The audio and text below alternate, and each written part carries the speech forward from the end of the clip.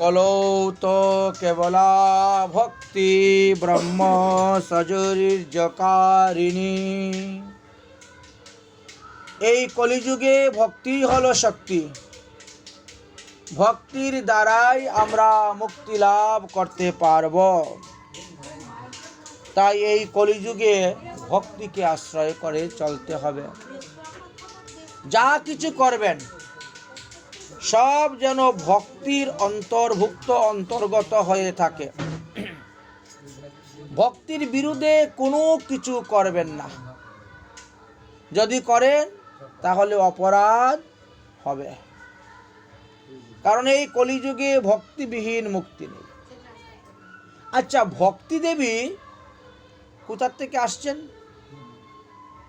ভক্তি দেবী ভগবান থেকে এসেছেন। শ্রী গোবিন্দ তিনি ভক্তি দেবীকে সৃষ্টি করেছেন। আর ভক্তি দেবীর উপর দায়িত্ব দিয়েছেন কি?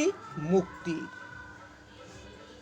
একমাত্র ভক্তি দেবী আপনাকে মুক্তি দিতে পারবে।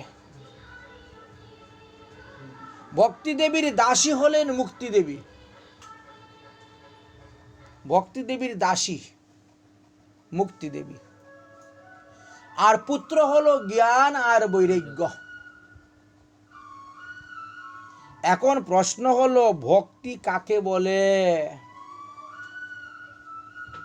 আমরা যে ভক্তির অনুসরণ করব, ভক্তির অনুকরণ করে কাজ করব,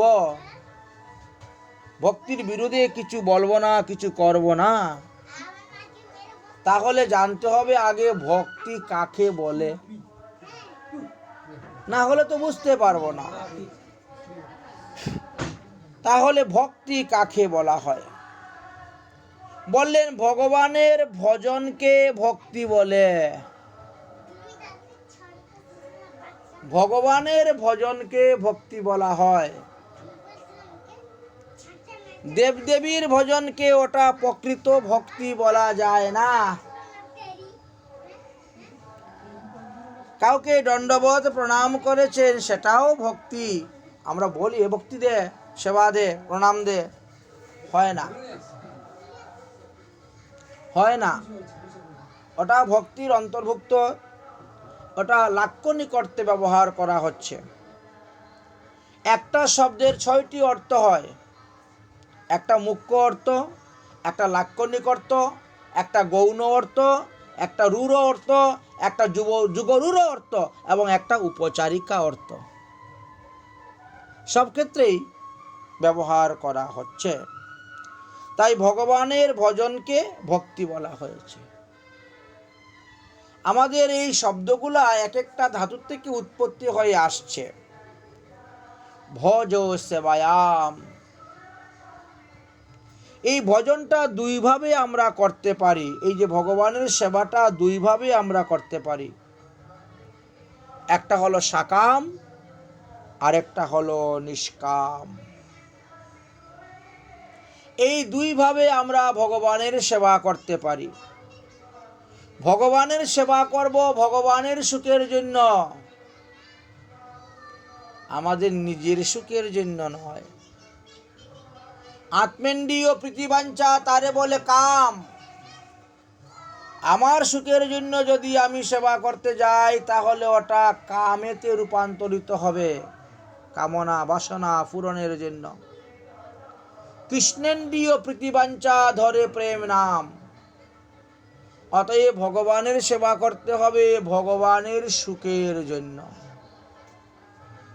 আমার সুখ পাবো ভগবানকে সেবা করব, তা হবে না। তাই ঠিক তেমনি ভাবে গুরু সেবা, তেমনি ভাবে বৈষ্ণব সেবা। বৈষ্ণবকে সেবা করতে হবে যাতে বৈষ্ণব যাহাতে সন্তুষ্ট হন, খুশি হন, গুরু যাহাতে সন্তুষ্ট হন। আমার সুখের জন্য তিনার সেবা করতে গিয়ে তো তিনি সুখ নাও পেতে পারেন, দুঃখও পেতে পারেন। এই দিকে লক্ষ্য রাখতে হবে। ভক্তি এমনিতে কারো দেহের মধ্যে আসে না। ভক্তি গুরু বৈষ্ণবের মাধ্যম দিয়ে আসেন। এদেরকে নিমিত্ত করেই ভক্তি আসে, না হলে সোজাসুজি কারো উপরে ভক্তি বর্ষিত হয় না। ধ্রুব রওনা হলেন বিমাতার বাক্যবাণে, বনে গিয়ে হরিভজন করবেন। কই তিনার ভিতরে তো তখন ভক্তি ছিল না। তিনি কি ভক্তি করে গিয়েছিলেন হরিভজনে? না তো, তিনি তো সাকাম ভক্ত। আমি পিতার কুলে বসবো, আমি পিতার রাজ্যে বসবো, পিতার গদ্দিতে বসবো।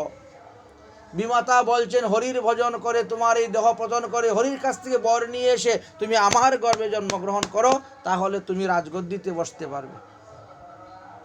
সুনতির গর্ভে তুমি জন্ম নিয়েছ, অতএব তুমি রাজগদ্দিতে বসতে পারবে না। বিমাতার বাক্যবাণে তিনি গিয়েছিলেন।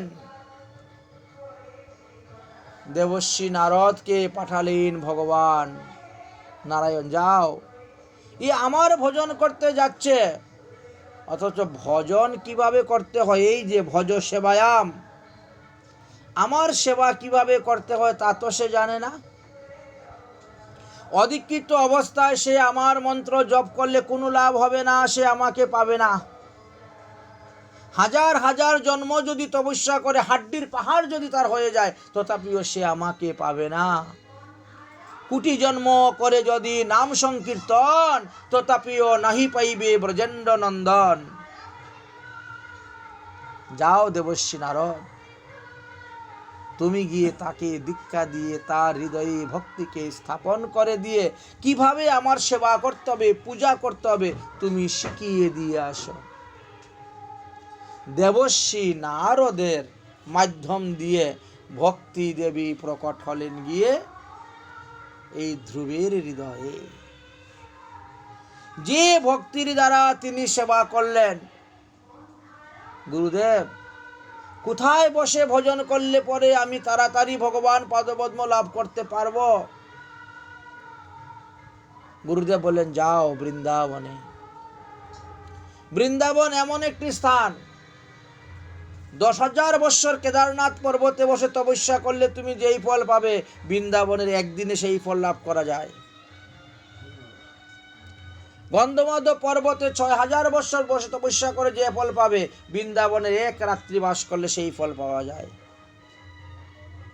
অতএব যাও বৃন্দাবনে গিয়ে তুমি ভজন করো, ভগবানের সেবা করো, সেবাই ভজন।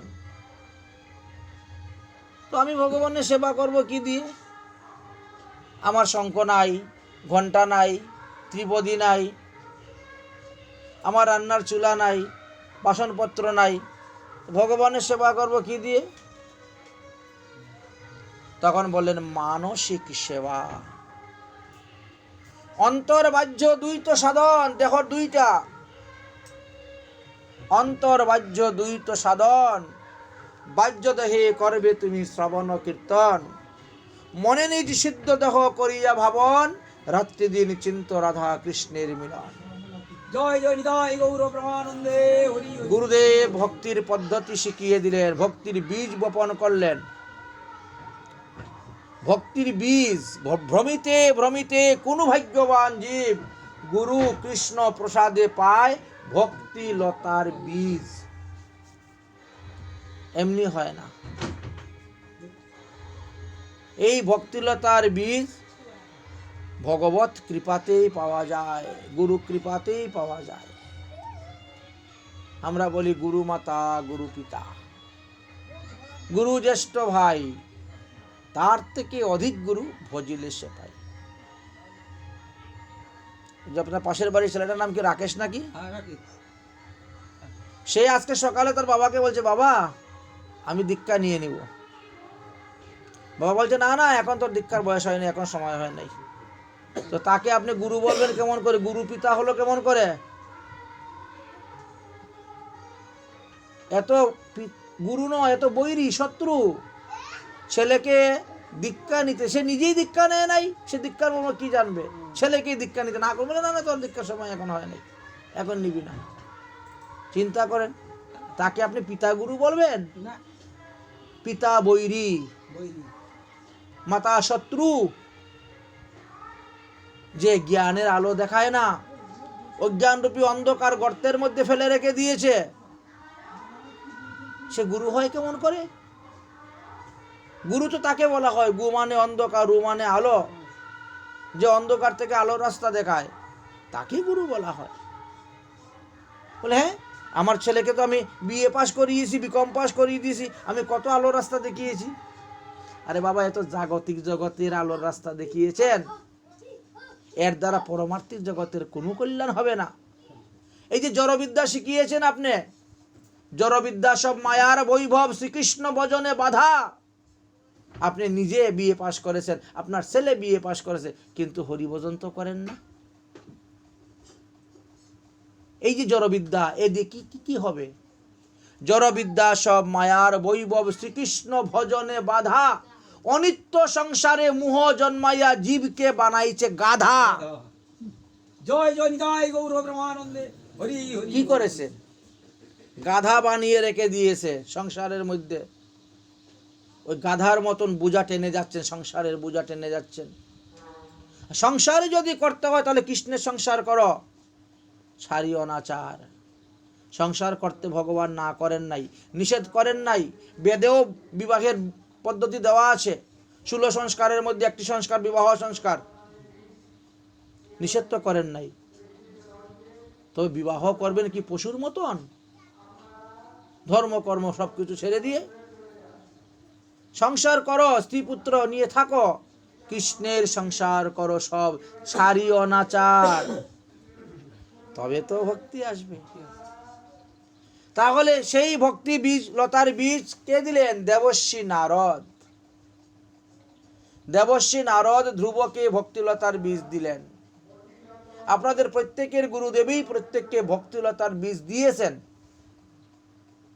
কিন্তু সকলে এই বীজ সুরক্ষিতভাবে রাখতে পারে নাই। বীজটা যদি আপনি মাটিতে পুঁতেন তবে তো গাছ হবে। বীজ এনে যদি ডিব্বার মধ্যে ভরে আলমারি থাকের মধ্যে রেখে দেন, ওই বীজ থেকে গাছ হবে? হবে না। বরং বেশি দিন থাকতে থাকতে থাকতে থাকতে বীজটাই নষ্ট হয়ে যায়। ওটা শেষ পর্যন্ত মাটিতে পুতলে পরেও আর অঙ্কুর হয় না, অঙ্কুর হয় না। দীক্ষা গ্রহণ করলেন, বীজ নিয়ে আসলেন, অথচ তার জপ করে না, তপ করে না, আহ্নিক করে না, সন্ধ্যা করে না, তিলক করে না। তিলক যদি নাহি তাকে বিপ্রের কপালে শ্মশান সমতুল্য কপাল, শাস্ত্র হেন বলে। যার কপালে তিলক নাই তার মুখের দিকে তাকাতে নাই। দৈবাত তার মুখ দর্শন হলে বিষ্ণু স্মরণ করতে হয়। বুঝিলাম আজি তোমার সন্ধ্যা হয় নাই, সন্ধ্যা তোমার আজি বন্দা হইয়াছে ভাই। অর্থাৎ তুমি সন্ধ্যা আহ্নিক করো না, এই জন্য তোমার কপালে তিলক নেই। মহাপ্রভু যখন সংস্কৃতি টুল খুলেছিলেন নবদ্বীপে পড়াবেন, যার কপালে তিলক নাই, যাও তোমাকে আজকে পড়াবো না, বাড়ি চলে যাও। তার মানে সকালবেলা তুমি আহ্নিক করো নাই, গুরুমন্ত্র জপ করো নাই। গুরুমন্ত্র জপ না করে জল পর্যন্ত গ্রহণ করতে নাই, এমনই বিধান। তাই দেবর্ষি নারদের মাধ্যমে ভক্তিলতার বীজ এসে উপস্থিত হলেন ধ্রুবের হৃদয়ে। ধ্রুব গুরুদেবের কাছ থেকে শিখলেন কি? মানসিক সেবা। আমি মনে মনে সেবা করব। মনে মনে আমি ঘুমের থেকে উঠেছি, যমুনায় গিয়েছি, স্নান করেছি, স্বর্ণ কলস দিয়ে আমি জল নিয়ে আসছি ভগবানের জন্য, ফুল তুলেছি, তুলসী তুলেছি, ঠাকুর জাগিয়েছি, বসিয়েছি, পূজা করেছি। মনে মনেই রান্না করছে, মনে মনেই ভোগ লাগাচ্ছে, মনে মনেই প্রসাদ পাচ্ছে। একে বলা হয় মানসিক সেবা। আমরা কালকে বলেছিলাম না, বাহ্যিক আর মানসিকের মধ্যে অনেক পার্থক্য আছে। বাহ্যিক থেকে মানসিকে অনেক বেশি গুণ ফল পাওয়া যাচ্ছে। তাই ভক্তি ভজ সেবায়াম। ভগবানের সেবা করবেন কি দিয়ে? উত্তম বস্তু দিয়ে। কখনো খারাপ বস্তু ভগবানকে দান করবেন না। উত্তম বস্তু যদি দান করে তাহলে তার নাম হবে ভক্তি। তাই ভগবানের প্রতি ভক্তি রাখবেন, ভগবানকে উত্তম বস্তু দান করবেন, ভুল করবেন না। ভগবানকে কখনো খারাপ বস্তু দিবেন না। ভুল করলে যে কি হবে সেটা শাস্ত্রে বর্ণনা আছে। একবার চিন্তা করে দেখেন, যদি দেবতারা ভুল করে, তারা দেবলোক হইতে চ্যুত হয়ে পৃথিবীতে এসে মনুষ্য হয়ে জন্মগ্রহণ করে। মহারাজ বিদুরের কথা জানেন আপনারা? মহারাজ বিদুর তো ধর্মরাজ্যম, একটুক ভুল করেছিলেন, একটুক। যে ভুলের কারণে তিনি তিনার রাজধানী ছেড়ে দিয়ে এসে দাসীপুত্র বিদুর হয়ে জন্মগ্রহণ করতে হয়েছে। আর আমরা মানুষ, পৃথিবীর মানুষ, আমরা যদি ভুল করি তো কোথায় যাব? হ্যাঁ, কোথায় যে আমাদের গতি হবে তা বলার নয়। তাই জীবনে অনেক ভুল করেছি, আর যাতে না করি সেই দিকে দৃঢ় সংকল্প বেঁধে থাকতে হবে। ভুল তো হয় মানুষ মাত্র, কিন্তু তার শুধরানোর পথ জানতে হবে। সুতরাং চিন্তা করে দেখবেন। এই জন্য বলছেন ভক্তি, ভগবানের উদ্দেশ্যে যে ক্রিয়া তাহাকেই ভক্তি বলা হয়, এছাড়া ভক্তি নয়। ভক্তিকে আশ্রয় করে যা কিছু করবেন তার দ্বারা পাপের ক্ষয় হবে। ভক্তিকে আশ্রয় না করে যদি আপনি লক্ষ টাকাও খরচ করেন, আপনার পাপের ক্ষয় হবে না, বরং আরো পাপ বৃদ্ধি হবে। আছে না অনেক ছেলে মেয়ের বিয়েতে লক্ষ লক্ষ টাকা খরচ করতেছে, মাছ, মাংস, মদ, ডিম, দুনিয়া আবার সব কিছু খাওয়াচ্ছে। খাওয়াইয়ে যে পুণ্য হচ্ছে তার থেকে তো শতগুণ বেশি পাপ হচ্ছে। ওটা ভক্তিকে আশ্রয় করে নয়।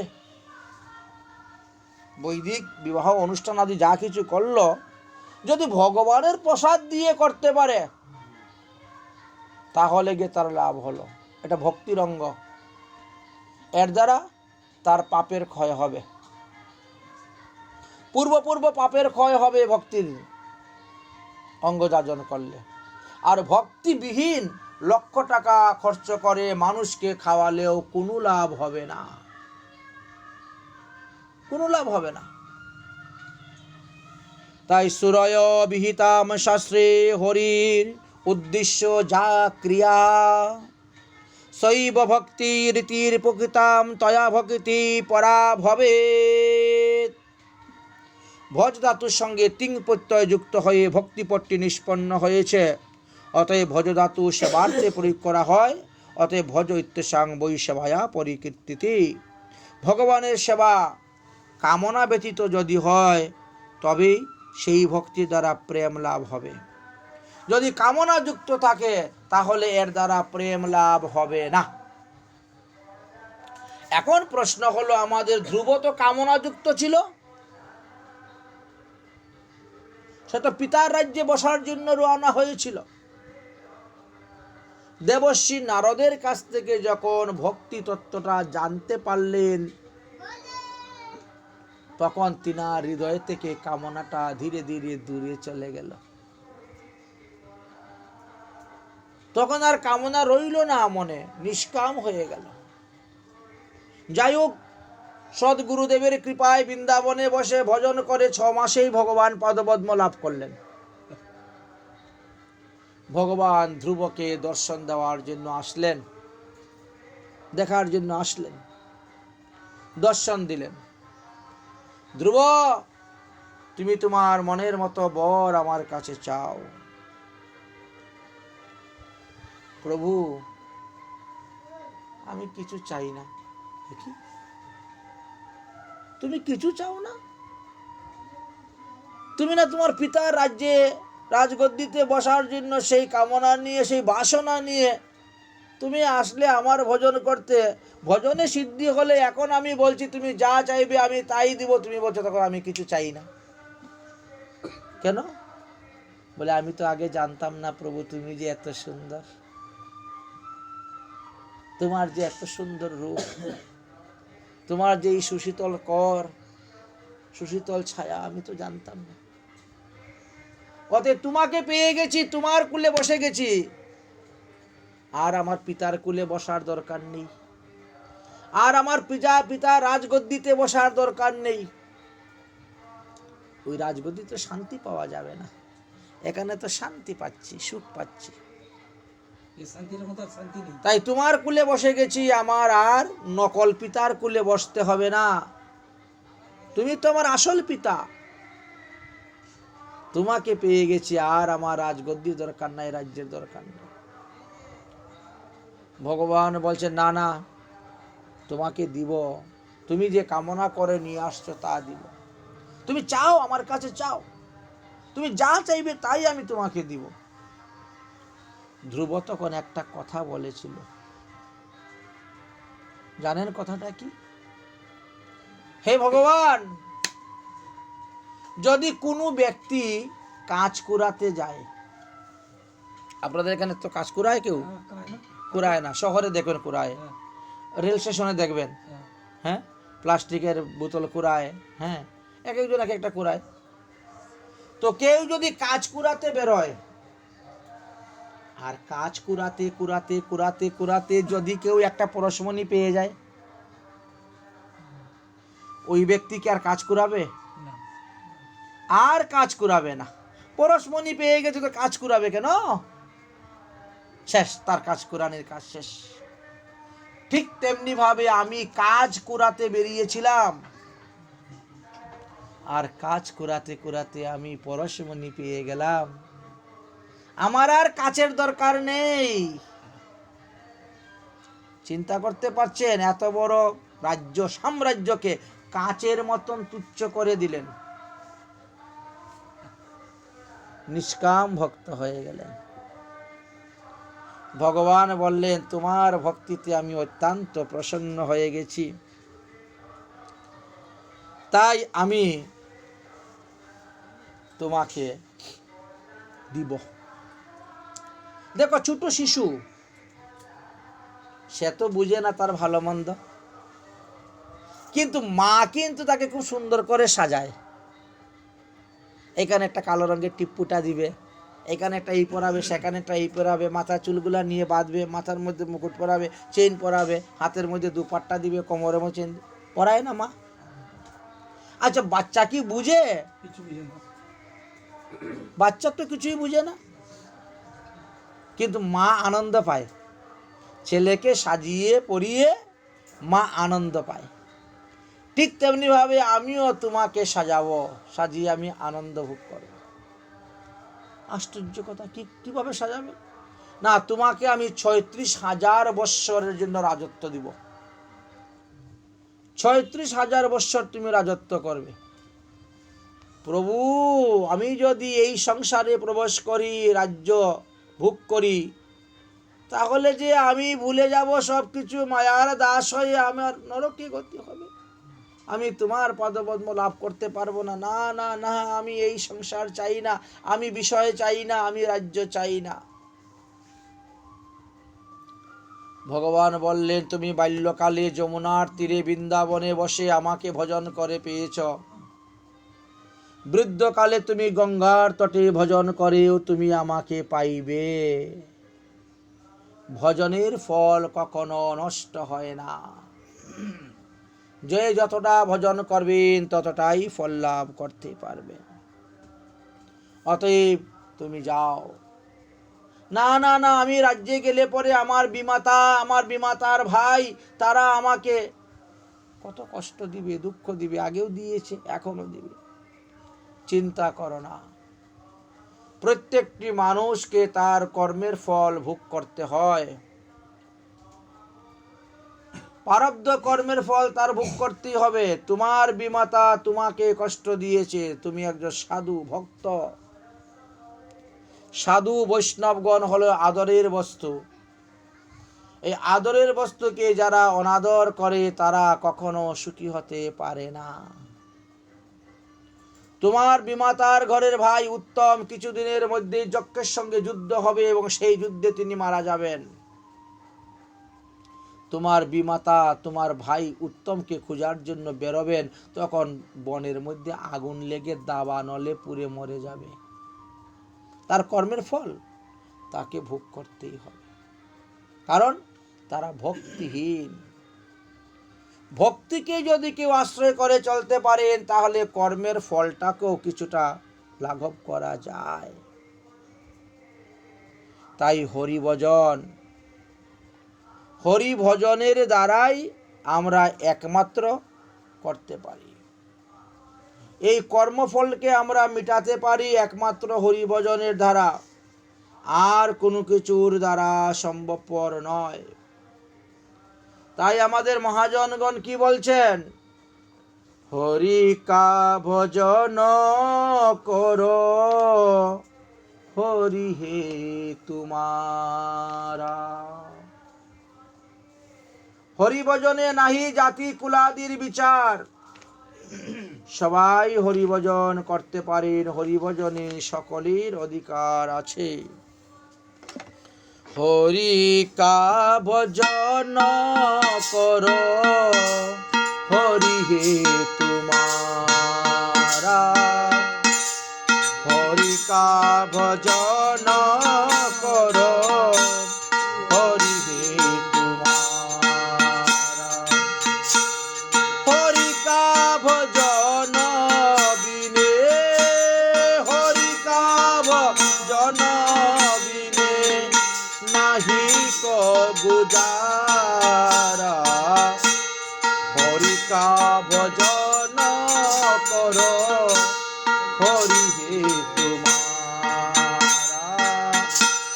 হরি কা ভজন করো, হরি হে তুমারা। हरि नाम से तेरा काम ही बनेगा। हरि नाम से तेरा काम ही बनेगा। हरि नाम ही तेरा साथी चलेगा। हरि नाम ही तेरा साथी चलेगा। हरि नाम लेने वाला, हरि नाम लेने वाला, हरि का प्यारा। हरि का भजन करो, हरि हे तुम्हारा।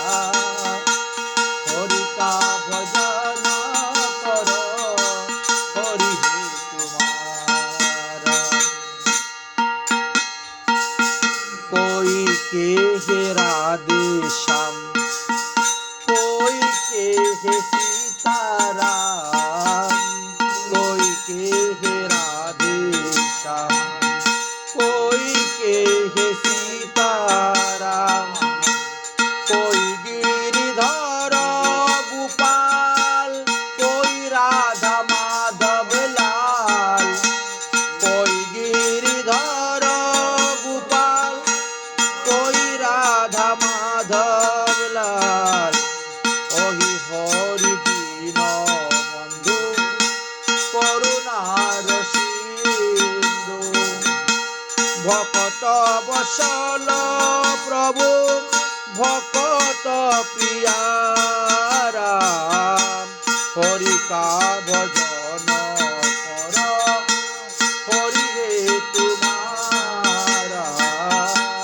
हरि का भजन करो, हरि हे तुम्हारा। सुख दुख भोगे जाओ, लिखा सब मिठाइए जाओ। सुख दुख भोगे जाओ, लिखा सब मिठाइए जाओ। हरि गुण गाते जाओ, हरि को मनाते जाओ। हरि गुण गाते जाओ, हरि को मनाते जाओ। हरि का भजन करो, हरि सबका प्यारा।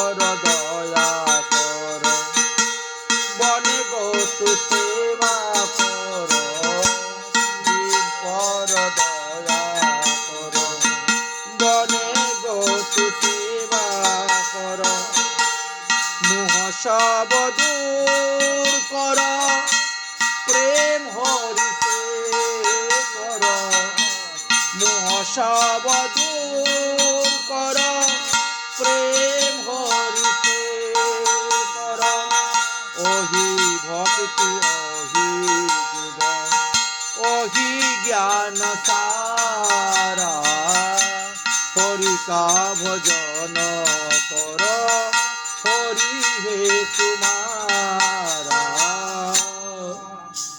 হরিকে একমাত্র সামনে আনলে দাঁড়া করতে পারবেন কে? ভক্তি দেবী। ভক্তি দেবীর এত শক্তি, ঊর্জা শক্তি বলা হয়েছে, এনে আপনাকে সামনে ভগবানকে দাঁড়া করিয়ে দিবেন।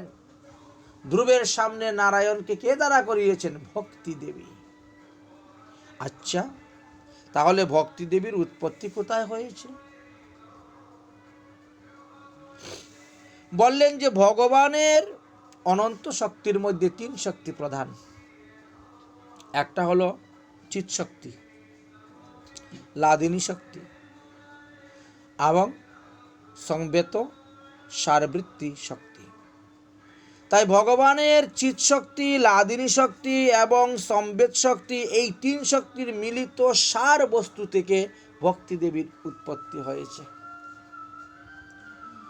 ভগবানকে সুখী করাটাই হলো লাদিনীর কাজ, ভগবানকে সুখ দেওয়া। সুতরাং কৃষ্ণেতর কামনায় অন্তরে থাকিলে সেই অন্তরে ভক্তির আবির্ভাব ঘটবে না। যদি কামনা বাসনা পূর্তির জন্য কেউ ভগবৎ চরণ শরণ যায়, তাহলে তার হৃদয়ে ভক্তির আবির্ভাব ঘটে না। এই জন্য ভগবান এবং ভক্তি প্রকৃত স্বরূপ জেনেই সাধক ভক্তিপথে অগ্রসর হবেন। এই জন্য শ্রবণাঙ্গ ভজন ব্যতি রেখে অন্যান্য ভজনের কোনো সূত্রপাত পাওয়া যায় না। ভজনে প্রবেশ করতে গেলে আগে সাধুমুখে হরিকথা শ্রবণ করতে হবে, তবেই তো ভজনের সূত্রগুলা পাবেন, কিভাবে ভজন করতে হয়। তাই বলছেন ভগবান হে পরম অনুরাগকেই ভক্তি বুঝায়।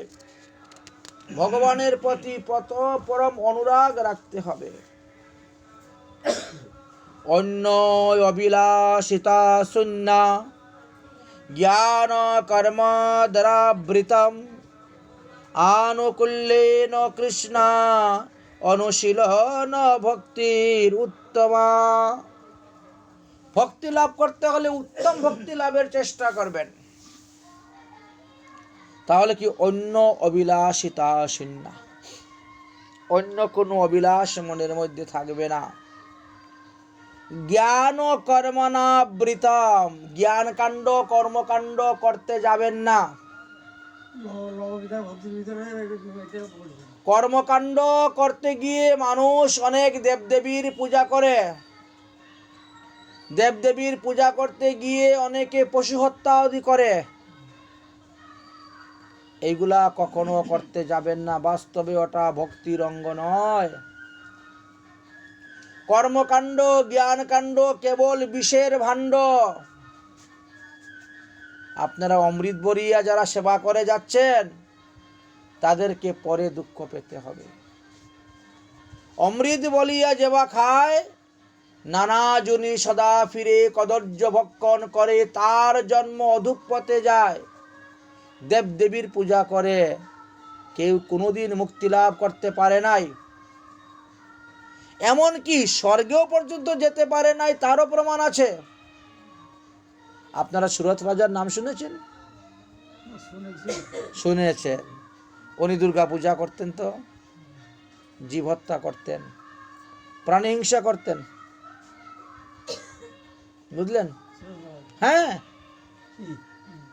দুর্গা পূজা, এখনো দুর্গা পূজা অনেক জায়গায় মহিষ বলি হয়, নর বলি আগে হতো। এখন দেখেন তো দুর্গা, দেবী দুর্গা তো স্বর্গের দেবতা। গীতাতে বললেন যে দেবতাদের পূজা করলে দেবলোক যাবে, দেবলোক মানে স্বর্গলোক। পিতৃমাতৃ পূজা করলে পিতৃলোকে যাবে, ভূত প্রেরতের পূজা করলে ভূত লোকে যাবে, আর আমার পূজা করলে আমার ধামে যাবে। গীতা পড়ে সবাই, কিন্তু তারপরেও ভুল করে। পার্থক্যটা হলো কি? পার্থক্য হলো ভগবানের ধামে যারা যাবে তাদেরকে ফিরে আসতে হবে না, এটাই ভক্তির মূল।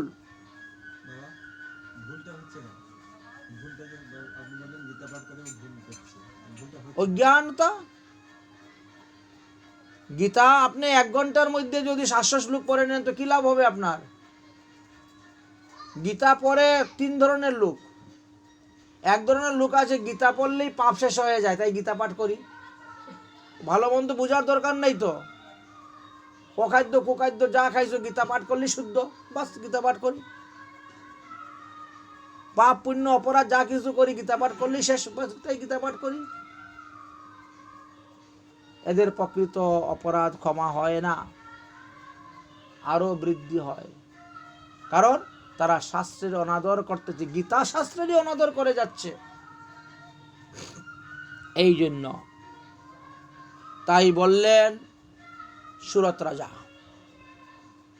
দুর্গা পূজা করলেন, অনেক জীব হত্যা করলেন। যে সমস্ত প্রাণীগুলাকে দেবীর উদ্দেশ্যে তারা হত্যা করেছিলেন, বধ করেছিলেন, তারা তো সুরত রাজার আগেই স্বর্গে পৌঁছে গেছে। গিয়ে তারা স্বর্গের রাস্তার সামনে দাঁড়িয়ে আছে। জন্মস্যই ধ্রুবমৃতম, তোমাকেও তো মরতে হবে, তুমি আমাদেরকে মেরেছো, আমরা রাস্তায় দাঁড়িয়ে আছি, তুমি আসলে পরে এবার তোমাকে দেখব। তুমি যেভাবে আমাদেরকে দুঃখ দিয়ে মেরেছো, আমরাও তোমাকে সেইভাবে দুঃখ দিব। এখন সুরত রাজা যখন স্বর্গে রওনা হয়েছেন, তখন স্বর্গের দ্বারে সমস্ত ছাগল, ভেড়া, মহিষ সব দাঁড়িয়ে আছে, লোহার সিং। এখন আর সেই চর্ম সিং নয়, লোহার দাঁড়িয়ে আছে। আসো রাজা, এবার তোমাকে দেখাচ্ছি মাংস। মাং মানে আমাকে, স মানে সে। আগে তুমি আমাদেরকে মেরে আমাদের মাংস খেয়েছো, এখন আমরা তোমাকে ছিঁড়ে তোমার মাংস খাবো। মাংস। সুরত রাজা ভয়ে, মা দুর্গা, মা দুর্গা তুমি আমাকে রক্ষা করো। মা দুর্গা কি রক্ষা করবেন? দেবী ভাগবত যারা পড়বে তারা বুঝতে পারবে। ওখানে পার্বতী দেবী বলছেন, আমার নামের উদ্দেশ্য করে যারা পাঠা বলি দেয়, ওই পাঠার যতগুলা লুম আছে তত 1000 বছর তাকে নরকে বাস করতে হবে। জয় জয় নিতাই গৌর ওই পাঠার শরীরে যতগুলা লুম আছে, ওই পাঠার রক্তের যতগুলা ধূলিকণা ভিজবে মাটির, তত 1000 বছর তাকে কুম্ভীপাক নরকে বাস করতে হয়। এখন মা দুর্গা আমাকে রক্ষা করো, রক্ষা করো, রক্ষা করো। মা দুর্গা কি করে রক্ষা করবেন? তিনি কারো কর্মফল নিতে পারেন না। তোমার কর্মফল রাজা তোমাকে ভোগ করতে বলে, তাহলে এই ছাগল গরুকে আমাকে মারবে, এই ভেড়াগুলা, এই মহিষগুলা, এরা আমাকে শিং দিয়ে গুতিয়ে গুতিয়ে মারবে, আর তুমি দেখবে? তা আমি তোমার এতদিন সাধন করলাম, ভজন করলাম, তপস্যা করলাম কিসের জন্য? তুমি যে আমাকে রক্ষা করতে না পারো। মা দুর্গা তখন কি করবেন? হাতের মধ্যে জল নিয়ে মন্ত্রপুত করে ঠু মেরে দিলেন। সুরত রাজা খেজুর গাছ হয়ে দাঁড়িয়ে গেলেন। খেজুর গাছ, স্বর্গে ঢুকতে পারলেন না, দেবীর উপাসনা করে এত বৎসর। খেজুর গাছ হয়ে দাঁড়িয়ে গেলেন। এখন খেজুর গাছে গিয়ে এখন শিং কত মারবে? মার, মহিষে শিং মার, আর ছাগলের শিং মার, ভেড়ায় শিং মার। সিং মারাটা বড় কথা নয়, তিনি তো স্বর্গেও যেতে পারলেন না। তাহলে এই যে কর্মকাণ্ড, এই কর্মকাণ্ড করে আমার কি লাভ হবে? যার ফলে বৃন্দাবনের সপ্ত দেবালয়ে খেজুর ভোগ লাগে না। এই সুরত রাজা খেজুর গাছ হয়েছেন বলে। খেজুর ভোগ লাগানো হয় না ভগবানকে, খেজুর গুড়, খেজুর রস কিছুই নয়। বড় অপূর্ব মহিমা। তাই বললেন, অন্য অবিলাসিতা শূন্য জ্ঞান কর্মণাবৃত মানকুল্যেন কৃষ্ণ অনুশীলন ভক্তির উত্তমা। উত্তম ভক্তি লাভ করো। এই ভক্তির দ্বারাই আপনি ভগবত ধামে যাবেন। ভগবান যখন ইচ্ছা করে তোমাকে পার্শ্বদেহ নিয়ে তোমাকে সঙ্গে করে নিয়ে আসবেন। যে বস্তু ভক্তির বিরোধী, সেই বস্তু যদি নাও করা হয় তথাপিও অপরাধ হয় না। গীতাতেই ভগবান বলে গেলেন, তুমি ওই সমস্ত বৈদিক ধর্ম ছেড়ে দাও, ওই সমস্ত বৈদিক ধর্ম ছেড়ে দাও, এমনকি তুমি তোমার আশ্রম ধর্ম ছেড়ে দাও, তোমার কুলধর্ম, দেশাচার, লুকাচার। দেখেন না, বলছে বৃহস্পতিবারে আমি যেতে দিব না, কেউ বলে সংক্রান্তির দিন আমি যেতে দিব না, কেউ বলে মাস পয়লাতে আমি যেতে দিব না, কেউ বলে বৎসরের প্রথম দিন আমি কোথায় যেতে দিব না। ঠিক নেই, বলছে 6 দিনের দিন কোথায় যেতে নাই। এই যে সংস্কার, এর পিছনে কিছু কিছু কারণ ছিল। কারণটাকে অতিরিক্ত বিশ্লেষণ করে মানুষ বেশি বিস্তার করে দিয়েছে, কিন্তু এর পিছনে মূল রহস্য কি সেটাই জানে না। এর পিছনের মূল রহস্যটা কি সেটাই জানে না। আচ্ছা, এখন যদি বলেন যে না বৃহস্পতিবারটা গুরুবার, লক্ষ্মীবার, লক্ষ্মীবার আপনারা মানেন তো? তো বৃন্দাবনে যে কেউ লক্ষ্মীর পূজা করে না, তাই বলে কি তারা না খেয়ে মরে যাচ্ছে নাকি? গিয়ে দেখেন তো একটা মাটির ঘর পাবেন না, সব পাকা ঘর। টিনের ঘর পাবেন না, সব ছাদ। লক্ষ্মী তো রাধা লক্ষ্মী আছেন তারা আর কি, বুঝেছেন? কিন্তু এখানে তো যদি কারো বাড়িতে গিয়ে লক্ষ্মীর ঘর তুলে দেওয়া হয় তো ওর মাথায় আকাশ ভেঙে পড়ে যাবে। সর্বনাশ, আমার শাশুড়ি বসিয়েছে লক্ষ্মীর ঘর, আর আপনি তুলে দিলেন। তখন তো মাথার মধ্যে আকাশ ভেঙে পড়ে যাবে না একেবারে। লক্ষ্মী রাখবে, গণেশ রাখবে, শনি রাখবে, বিশ্বরী রাখবে, মনুষা রাখবে, সবাইকে রেখে সবাই। আপনি কাকে কাকে সন্তুষ্ট করবেন? একজনকে সন্তুষ্ট করতে গেলে তো আরেকজন অসন্তুষ্ট হয়ে যায়। আপনি কাকে কাকে সন্তুষ্ট করবেন? তাই বললেন ভক্তির লক্ষণ, যথা তরু মূলে নিষেচন তৃপ্তন্তি তৎশাখা প্রশাখা।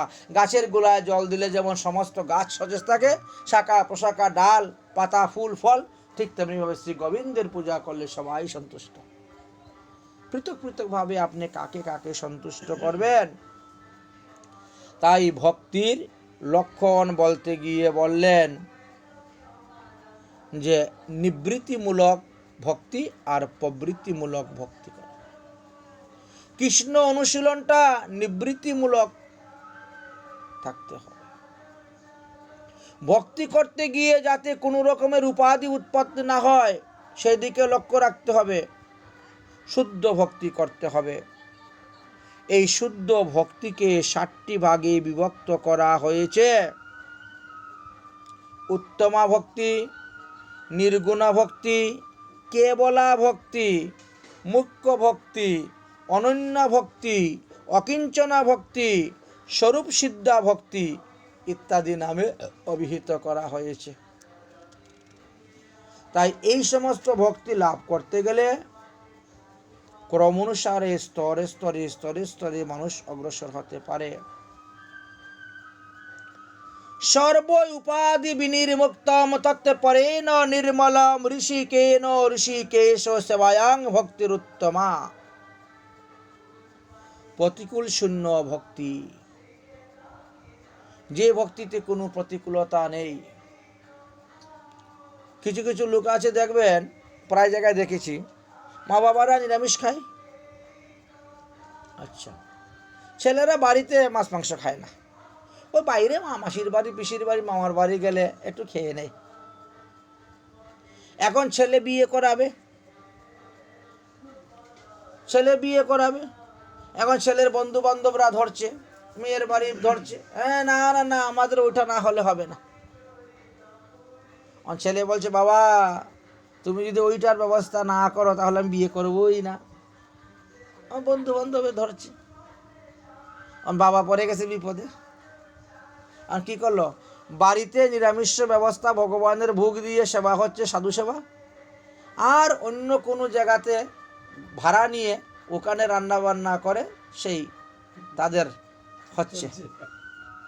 আর বা পয়সাটা তো তুমিই দিয়েছো, ব্যাস। পয়সাটা তো তোমার প্যাকেট থেকেই গেছে। এই রকম পুত্র ত্যাগ করে দিলেও কোনো পাপ হবে না, বুঝেছেন? যিনি ভক্তির বিরুদ্ধে গিয়ে দাঁড়াবে তাকে ত্যাগ করলে পাপ হয় না। সে পিতা হোক, সে মাতা হোক, সে ভ্রাতা হোক, সে গুরু হোক, তাতেও কোনো অসুবিধা নেই। আমরা দেখেছি বাবাকে ত্যাগ করে ভগবান পেয়েছে, মাকে ত্যাগ করে ভগবান পেয়েছে, ভাইকে ত্যাগ করে ভগবান পেয়েছে, গুরুকে ত্যাগ করে ভগবান পেয়েছে। আপনারা বলবেন সর্বনাশ, গুরু ত্যাগ মহাপাপ, আর গুরু ত্যাগ করে ভগবান পাওয়া গেছে, আশ্চর্য কথা তো। কোনো আশ্চর্যের কিছু নেই। যদি সেই গুরু অসুর ভাবাপূর্ণ হয়, সেই গুরুদেব যদি অসুর ভাবাপূর্ণ হয়, আসুরিক গুরু ত্যক্ত্বা, পরিষ্কার শাস্ত্রে বলে গিয়েছেন। বলি মহারাজ শুক্রাচার্যকে ত্যাগ করেছিলেন, কোনো ক্ষতি হয় নাই। ভগবান বামনদেবকে পেয়েছেন, ঘরের সামনে দরজার সামনে দারোয়ান করে রেখে দিতে পেরেছেন ভগবানকে। কোথায় পাপ হলো গুরু ত্যাগ করে? হয় নাই। প্রহ্লাদ তিনার পিতা হিরণ্যকশিপুকে ত্যাগ করেছেন, কোনো পাপ হয় নাই তো। তিনি তো সাক্ষাৎ নৃসিংহদেবের কৃপা পেয়ে গেলেন, নৃসিংহদেবের কুলে বসলেন। ভরত তিনার মা কৈকেয়ীকে ত্যাগ করেছেন, কোথায় পাপ হয়েছে? ভগবান রামচন্দ্রের পাদুকা দিকে পেলের মাথায় করে নিয়ে আসলেন, নন্দীগ্রামে বসে রাজত্ব করলেন। বিভীষণ ভাইকে ত্যাগ করে চলে আসলো, কোথায় পাপ হয়েছে? ভগবান রামচন্দ্র দিকে তাকে কুল দিলেন, আশ্রয় দিলেন, তাকে লঙ্কা রাজা করলেন, 4 যুগের অমর করে দিলেন। তাহলে মাতাকে ত্যাগ করলো, পিতাকে ত্যাগ করলো, ভাইকে ত্যাগ করলো, গুরুকে ত্যাগ করো, তারা ভগবান। কারণ ভক্তির বিরুদ্ধে এরা সবাই চলেছে। ব্রজের গোপীগণ তারা তো শ্বশুর শাশুড়ি মাতা পিতা স্বামী পর্যন্ত ত্যাগ করে গোবিন্দের ভজনে চলে গেল, কোথায় পাপ হয়েছে? যদি তাদের পাপই হতো তাহলে তারা কি গোবিন্দকে পেত, ভগবানকে পেত? তাদের যদি অপরাধী হতো। ভক্তির উত্তমা সর্ব উপাধি বিনির্মুক্তম, এমন ভাবে ভক্তি করতে হবে যে ভক্তির মধ্যে কোনো রকম উপাধি নাই, কোনো রকম প্রতিকূল নাই। তাই সৎ পথে থেকে উপার্জন করতে হবে অর্থ, আবার সৎ পথেই ব্যয় করতে হবে।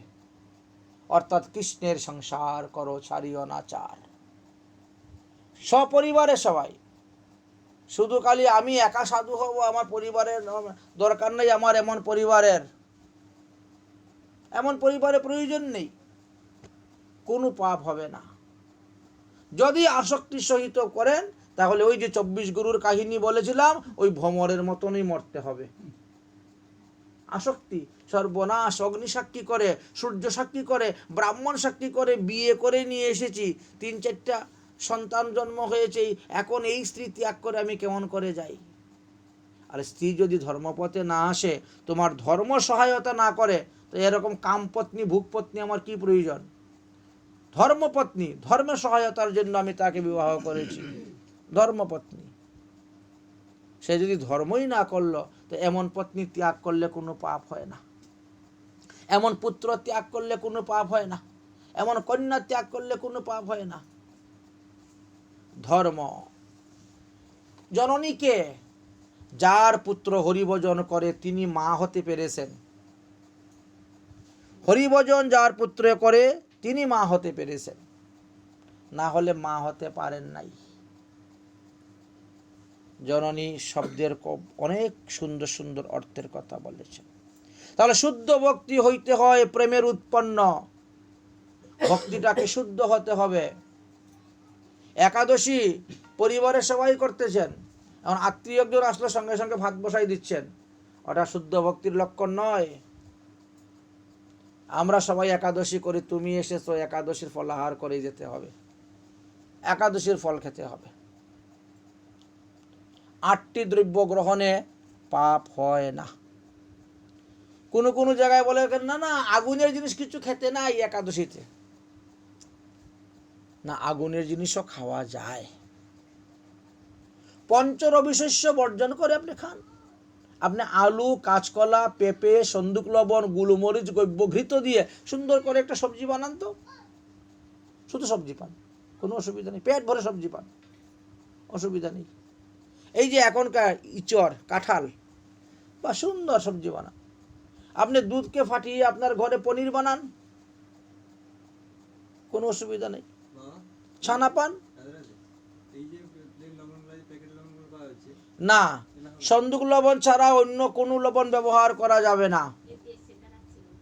হ্যাঁ আছে। সন্দুক লবণ ছাড়া অন্য কোনো লবণ ব্যবহার করা যাবে না। সন্দুক লবণটা কিরকম? সন্দুক লবণ একটা পাথর, পাথর থেকে হয়, ও আচ্ছা আচ্ছা আচ্ছা, বুঝতে পেরেছি। লাল লাল হয়, এত বড় বড় চাক্কা চাক্কা হয়।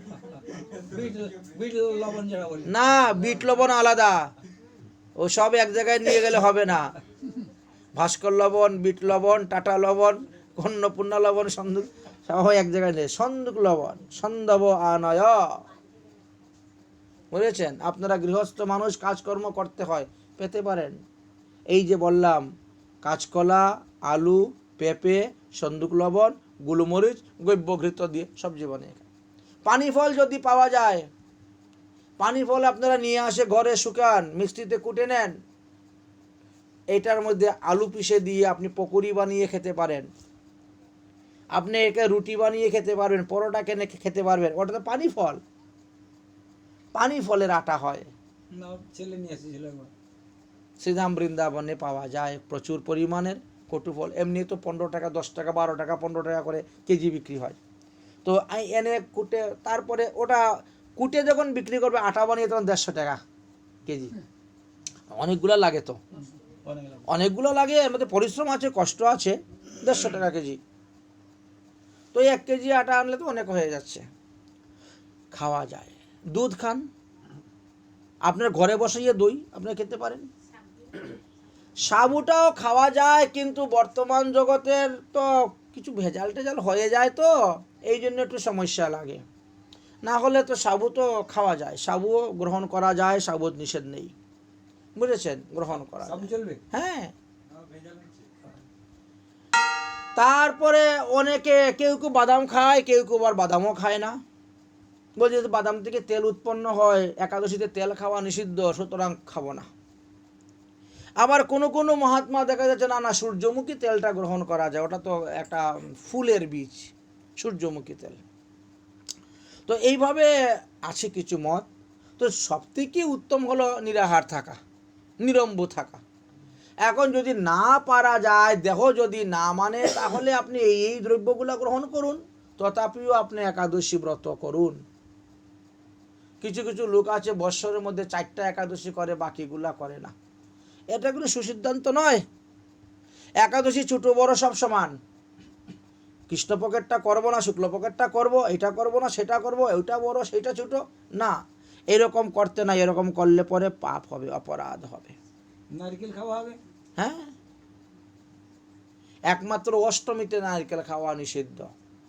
অষ্টমী দিনে নারকেল খাইলে মানুষ মূর্খতা প্রাপ্ত হয়, লেখাপড়া করলেও মনে থাকে না, কোনো কিছু বললে ভুলে যায়, জ্ঞান শক্তি হ্রাস পায়, এই জন্য অষ্টমীতে নারকেল খায় না। যাই হোক, তাই শুদ্ধ ভক্তি হইতে হবে প্রেমের উৎপন্ন, অতএব শুদ্ধ ভক্তি কহি যে লক্ষণ। ভক্তি লাভ করতে চেষ্টা করুন, শুদ্ধ ভক্তি। অন্য বাঞ্ছা, অন্য পূজা ছাড়ি জ্ঞান কর্ম। এতদিন যা করেছেন করেছেন, এবার দণ্ডবোধ প্রণাম দিয়ে বলে, মা তোমার সেবা পূজা করার অনেক লোক আছে পৃথিবীতে, অনেক লোক আছে পৃথিবীতে তোমার পূজা করার, বুঝেছেন? এবার আমি কৃষ্ণ ভজন করব, আমি কৃষ্ণ ভজনে প্রবেশ করব, বাস আসন তুলে দাও, গুটিয়ে নাও। অন্য বাঞ্ছা, অন্য পূজা ছাড়ি জ্ঞান কর্ম আনুকূল্যে সর্বেন্দ্রিয় কৃষ্ণ অনুশীলন। আনুকূল্যে সর্ব ইন্দ্রিয়ে, দেহের মধ্যে কটা ইন্দ্রিয় আছে? 5টা জ্ঞান ইন্দ্রিয়, 5টা কর্মেন্দ্রিয়, আর একটা হলো মন। ওই 11 ইন্দ্রিয় দিয়েই কৃষ্ণ সেবা করতে হবে।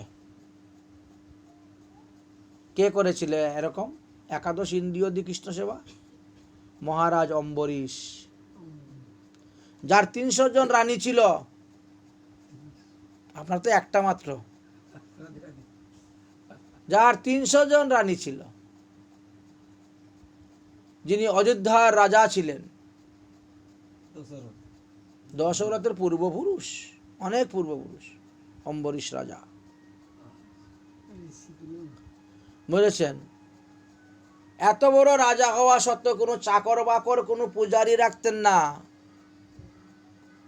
নিজের হাতে ফুল তুলতেন, তুলসী তুলতেন, ঠাকুরঘর মার্জনা করতেন, ঠাকুরের বাসন ধুইতেন, সবজি আমনি করতেন, রান্না করতেন, ভোগ দিতেন। চক্ষু সবসময় ভগবানের রূপ দর্শনে, হস্ত সর্বদা ভগবত সেবাতে, কর্ণ সর্বদা হরিকথা শ্রবণে, জিহ্বা সর্বদা হরিকথা উচ্চারণে, পা দুটা সর্বদা তীর্থ ভ্রমণে, ভগবানের লীলাস্থান দর্শন করার জন্য ছুটে যেতেন। কোনো ইন্দ্রিয় নেই, সব ইন্দ্রিয়ের দ্বারা তিনি একমাত্র ভগবত সেবাই করে যেতেন। যার ভক্তিতে সন্তুষ্ট হয়ে ভগবান সুদর্শন চক্র পর্যন্ত দিয়ে দিলেন। এই কৃষ্ণ ভক্ত অম্বরীশের নিকটে শিব ভক্ত দুর্বাসা পর্যন্ত পরাজিত হয়ে গেলেন। ব্রহ্ম সাপ পর্যন্ত কাজ করতে পারল না। দুর্বাসা তো ব্রাহ্মণ, অভিসম্পাদ দিলেন ব্রহ্ম সাপ, যাও কীর্তনল রাজা অম্বরীশকে ভস্ম করে দাও, পারল না। তাহলে ভক্তির কত শক্তি দেখেন।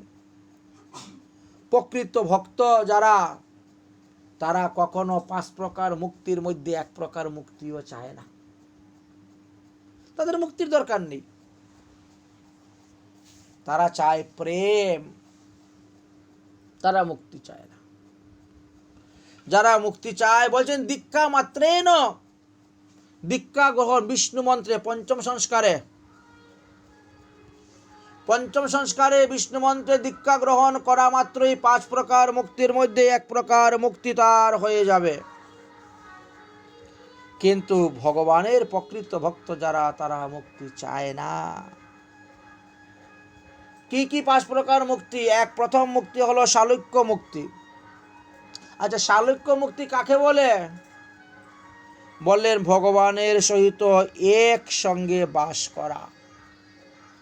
ভগবানের লোকে, ভগবান বৈকুণ্ঠ ধামে থাকেন, গোলক ধামে থাকেন, তো আপনিও গোলকে গিয়ে বাস করলেন, বৈকুণ্ঠে বাস করলেন। বৈকুণ্ঠ গোলক কেন বলা হলো? একটা হলো বিধি মার্গ আর একটা হলো রাগ মার্গ।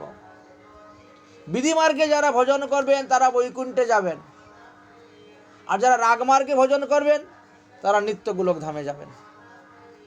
এই দুটাই ভক্তির আশ্রয়, বিধি মার্গের ভক্তি আর রাগ মার্গের ভক্তি।